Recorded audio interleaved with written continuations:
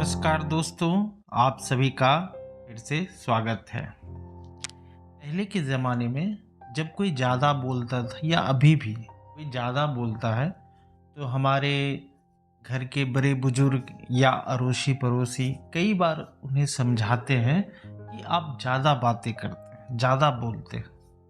इसका मतलब एक इमेज है एक समाज में कि कम बोलना चाहिए, अच्छा बोलना चाहिए। यही ज़्यादा बोलने के ऊपर आज एक छोटी सी कहानी लेके आया हूँ। सीख देने वाली प्रेरणादायक कहानी है, सीखने वाली कहानी है। बड़े ध्यान से सुनिएगा। मेरा नाम मदन मोहन है और मैं आप सभी का फिर से स्वागत करता हूँ। कहानी है, सुनते हैं, आगे बढ़ते हैं। बिल्कुल रिलैक्स होके सुनिएगा कहानी को। एक तालाब था। उस तालाब में एक कछुआ रहता था। कछुए को बात करने का रोग था, बीमारी था। बहुत बातूनी था, बहुत बोलता था। वो जब तक किसी से बात नहीं कर लेता था उसके मन को शांति नहीं मिलती थी। वह जब बात करने लगता, बात करता ही जाता, करता ही जाता। यह सोचता नहीं था कि उसकी बात सुनने वाले को अच्छी लग रही है या नहीं लग रही है। तालाब के किनारे दो बगुले भी रहा करते थे। कछुए ने बगुले से मित्रता कर ली थी। वो प्रतिदिन बगुले से देर रात तक बात किया करता था। बात करने में वह दून ही हाका करता था, यानी बहुत लंबी बात करता ही जाता। बगुले कछुए से बात तो करते थे, कभी कभी उसकी बातों से ऊब भी जाते थे, क्योंकि वह दून की हाँकने में बड़ा तेज था। बगुले कुछ कहते या कई बार नहीं कहते थे तो वो अपने मन में अवश्य समझते थे कि कछुए को बात करने का रोग लगा हुआ है। संजोग की बात है, पानी न बरसने के कारण एक बार जोरों का अकाल पड़ा। तालाब का पानी सूख गया, पेड़ पौधे भी सूखने लगे।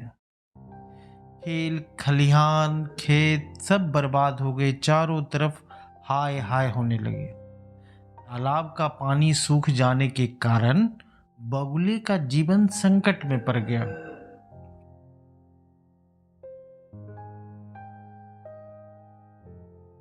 तालाब का पानी सूख जाने के कारण बगुले का जीवन संकट में पड़ गया था। उन्होंने उस तालाब को छोड़कर दूसरी जगह जाने का निश्चय किया। तालाब का पानी सूख जाने के कारण कछुआ भी संकट में पड़ गया था, पर उसमें बगुले की तरह उड़ने की शक्ति तो थी नहीं। फिर भी वह किसी दूसरे जगह जाने को विवश था।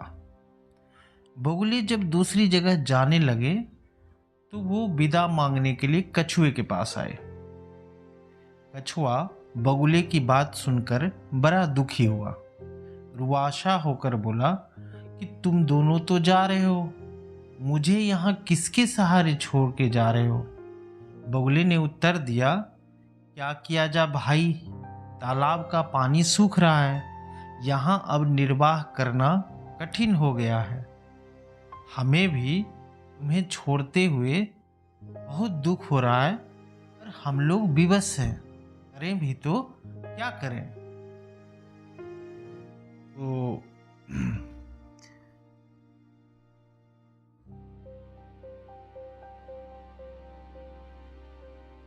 तालाब का पानी सूख जाने के कारण बगुलों का जीवन संकट में पड़ गया था। उन्होंने उस तालाब को छोड़कर दूसरी जगह जाने का निश्चय कर लिया था। बगुले जब दूसरी जगह निर्वाह होना, अरे रुक जाओ यार, आवाज आ। बगुलों ने, कछुआ बोला, हाँ, बात तो ठीक कर रहे हो। क्या तुम दोनों मुझे भी अपने साथ नहीं ले चल सकते?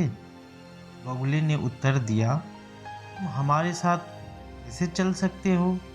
हमारी तरह तुम उड़ तो सकते नहीं। कछुए ने सोचते हुए कहा, हाँ, तुम्हारी तरह उड़ तो नहीं सकता, पर एक उपाय है।